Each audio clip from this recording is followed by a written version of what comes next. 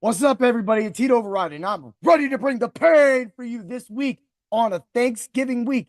You saw the name of the title. Instead of doing the hard hits and cool picks review, I'm actually just going to do that. So my IDP player will be at the end from the article today. So, like usual, you only get one IDP article or player from the article. You'll have to go to Dr. Roto. It's behind the paywall, but hey, that's the way it is. That's what we do. But we're going to run it back because it's time to bring the pain. Ooh, yeah. Man, what a great game we had last night. We saw the Baltimore Ravens defeat the Los Angeles Chargers 30-27. There's a lot to take from this. Like the biggest thing, of course, is the Ravens winning, staying close to the Steelers in the AFC North, but also the Chargers losing J.K. Dobbins right now. Now, it has not been out as of this podcast. I just got home from karate, so I haven't seen any news, but it's looking like that JK could miss a week, maybe not, maybe more time. So again, the Vidal questions come up, blah, blah, blah. We'll just let all that be for another podcast because I want to talk. I mean, I'm not going to sit here and speculate what's going to happen, pick up Vidal. We got Edwards, he looked a little bit like I'm not going to play that game, right? Look, I don't really like any of their running backs. And JK was good and helped a lot of people win games early in the season, but he hasn't been the best of lately. He has been good. He's been a lot better. But again, running back didn't really have a lot of injuries this year. So the running back position has been plentiful. We haven't had to really worry about catching 10 points from J.K. Dobbins, especially in leagues that only have one running back spot, because I have a few leagues that actually play that way. Outside of that, it's just more been receivers that have been going down, getting injured. So, we've been running guys out there, and it's not been really fun at all. I mean, we had what happened with Quentin Johnston last night. I mean, 0 catches, bro. So I did put up my betting article and it had a lot of my bets hit, all my first quarter bets hit. So I'm like a beast in the first quarter, man. You just definitely got to come to Dr. Roto. Use code word DOC40 and you can get a big percentage off of your subscription. If that code does not work and you miss the deadline by the time you hear this, then use code word DOC and you will still get a percentage off of your subscription. Then you can talk to great guys like me, Danger, Lou, Chris, and Dr. Roto himself. Oh, yeah. Make sure you always tune into that Dr. Roto show that will be there on Sunday. Also, you'll want to catch us tomorrow night. Not only will Doc and the guys be looking at the main slate for Sunday, I'm sure they're going to throw in some Thanksgiving Day game advice as well as some Black Friday. You will have to keep your eyes on the website. I will be doing my usual Thursday night football betting article. I will include all 3 games and I will include a DFS lineup like I did on Monday that hit. Actually, 12 points out from first place. And I just gotta say, 12 points out from first place, right? With a 0 from Johnston. Bro, I played you one time this whole season and you couldn't even do what I wanted you to do. What was catch a ball, dude? I know you can't catch. Unfortunately, if you could catch like me, you'd probably be a lot better player, but you don't and you can't. And by the way, I am an amazing wide receiver. Yeah, let that be known. I know a lot of y'all are like, yo, he'd override. You're just a point fighter. Before I was a point fighter, I played a little bit of football, not NFL level, but I will tell you this. When the ball was in the air, whether I was on offense or defense, believe me, I always believed I was coming down with that ball, and it happened a lot. I am a ball hawk. That's what I do, right? But man, look at this, man. So Jackson, the thing is like the numbers weren't really good. This game had a slow start for the Ravens. The Ravens finally kicked it into high gear, and then everything flowed from there. However, Jackson, some of the Chargers were coming after him. Like Mac was back there, Bosa was back there, and Jackson was just sidestepping these. There was a play late in the game. Literally, Jackson gets the ball, and there's a dude in his face, and he just steps him like that. Guy goes running by, and he plays a big play. That is true quarterbacking in the NFL. It was great to actually watch Lamar Jackson put out that game like that because they were down. It looked like the Chargers were going to deal the knockout blow, but they couldn't do it. And the Ravens ran right past them. That's good stuff, man. And I hope that you guys do pay attention to those betting articles, lose betting articles, everybody else's betting articles that they're putting out. We had like 3 or 4 of them come out on Monday, and we were smashing across the board. Yeah, we took some losses, but guess what? We had a lot of wins. And that's why I love doing the first quarter for all of you, because I just want you to win your money back in the first quarter. So then the rest of the game is just all extra money, right? But anyway, even with that 0 from Johnston, that lineup that I gave out for free, well, no, it wasn't really free. It was part of my betting article, was, cash up. So you played that in a double up, you played that in anything, a triple up, even I think a quinton flip, you would have got that. You would have got that. So that's what I'm talking about. But man, the fantasy football playoff implications. So this is about the time of the year that people actually start tanking. And then people get really mad because they're tanking because they want the first overall pick next year, whether it be a redraft league or not a redraft league. And now we got it. So apparently in my home stakes league that I've been just up and down, just crazy year, injuries, and then, but I'm in it, right? And what happened was one of the captains had not been starting his lineup for 3 weeks. So I went and did the research. He did change his lineup 3 weeks ago, but he hasn't changed it since. Unfortunately, during that time, he did lose. He would have went 1-3 if he paid attention. Instead, he went 0-4. However, because the playoffs are tight and I have one of the spots right now, and everybody's like tied with me or below me, but because I have a head-to-head with them, right? They were all like, "Hey, why is he's getting a free week? He's getting a bye week. He's playing the worst team." And I'm like, "Hey guys, I think he's gonna beat me," because there was a point that he looked like he's gonna beat me. And then TJ Hawkinson showed up, and then Josh Jacobs showed up with 3 touchdowns. After the 3rd touchdown was scored, I went into the chat and I was like, even with Lamar Jackson, he was still playing Daiyan Henley, right? So we have an IDP league. It goes with the story, goes with the podcast. So I was like, there's nothing. I knew Henley was going to just smash last night, and he did. He did.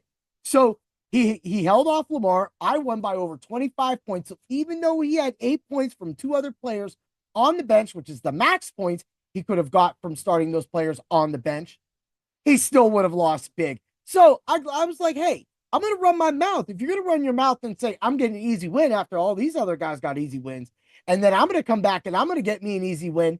Hey, I was just like, hey, I needed the win. Now I got it. They're scared of my team, though. I know y'all scared of my team because I got Josh Allen. And I've won the championship practically every other year for the past 4 years. So it's been a very beneficial 4 years, and this is a free year for me. So, they're kind of getting done with me at this point. Always in the playoffs, always taking that money. Man, I almost took running back of the week for a theme week because he does $10 out for a theme week, and then Saquon Barkley. And I go into that game and I'm like, look, I know that Saquon Barkley is the only running back that can beat me, right? But he did. And I'm like, come on, man. So Josh Jacobs ended up scoring 39, 38 points, right? And Saquon, 60. So I'm just like, well, ain't nothing I can do about that. So whatever. I got the win. And that's the thing. Inactive owners do suck. But the guy paid his money. So if he's paying his money and he wants to tank the rest of the season, unfortunately, I know the history of this guy. He's been doing this a lot. He somehow gets lucky every once in a while, and he'll always give somebody a list and say draft these players, and he would get lucky because he would always get the first, second, third pick, and then he would just get like somebody like Christian McCaffrey come back around with CD Lamb or something like that. Not this year, of course. And bam, next thing you know, he was up in the playoffs. Boom, gets bounced, and it was just like, so you see this happen all the time with him, and he doesn't make the drafts. He did figure out, though, this was the first year he drafted his team. He did it online through a computer because that's how he did it for everybody else was at the draft, though, but he went and did it. So this year he drafted this team. Unfortunately, he doesn't really pay attention to his team. So the win's mine, guys. Yeah. So since this is a Thanksgiving, and since Mr. Jackson's Thanksgiving gift to the Chargers was a big loss, right? So with that being said, here are my top 5 Thanksgiving foods. Oh, yeah, you're talking about the Thanksgiving heat override. Oh, yeah. Back in the day, the macho man used to like eating the turkey. Oh, yeah. And I used to put gravy on top. Yeah, yeah, yeah. That yeah, Macho, calm down. It's not Thursday yet. It's not Thursday. No turkey yet.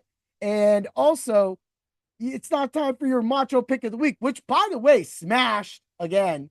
So I threw out both a bet, two bets each on FanDuel and DraftKings, parlayed them with the macho pick of the week. And we were talking sweet butter. We was talking sweet butter, people. It smashed out. And that's what I'm talking about. And I'm doing that for free. I'm just doing it. I'm throwing it out so that you can be our rich friend. Let's get to it. Number 5, yam casserole with the marshmallow on top. Gotta char that marshmallow, man. I need to hit that when that fork hits it and that knife hits it and it cuts it out. Bang! I get that little boop, and then you get that little creaminess down in there. I know some of y'all don't like yams, so I'm really probably freaking y'all out right now. But you get that, just put that right there, smash it down, make think you have a sweet potato pie, but you don't. You got a yam casserole with marshmallow on top. Yeah. So, number 4, stuffing. I eat stuffing. Look, I do a lot of karate, but one thing I don't really change much of is my diet. I've cut pops out, of course, and a lot of other stuff. I do watch myself. We do eat in home more than we eat going out. But besides that, I like stuffing, so I can eat as much stuffing as I want because I like it. And I like putting the gravy on the stuff. And just like Macho was talking about putting gravy on the turkey, put gravy on that. And that's great. Actually, one of our local radio artists here, Jessica, she brought up a question. She said, and it was kind of a little thing. She was like, if there was one food that someone with that poison, and I'm like, oh, that's a little crazy, but poison at Thanksgiving, what would be the food? I'm like gravy, because people put gravy on everything. That's a little dark turn though. So don't mind that part. But this is just things that I like to do. Interact with people, keep it local. Erie, PA for life. Yeah. Get that best podcast of the year. No, I'll probably end up losing that. So that's all right though. As long as I keep giving you guys the best stuff and you guys keep winning money, all you pain bringers, that's all I care about. Keep them smiles on your face. And always remember to bring the pain to life and to everything you do. Yeah. Number 3, green bean casserole with the fried French onions on top. You got to have, and I just put extra of them things, right? Now it's got to be the mushroom soup.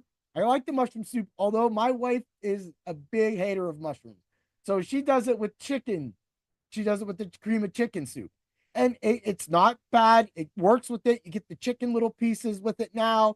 So I know that might throw a little bit of that, but hey, that's a good substitute.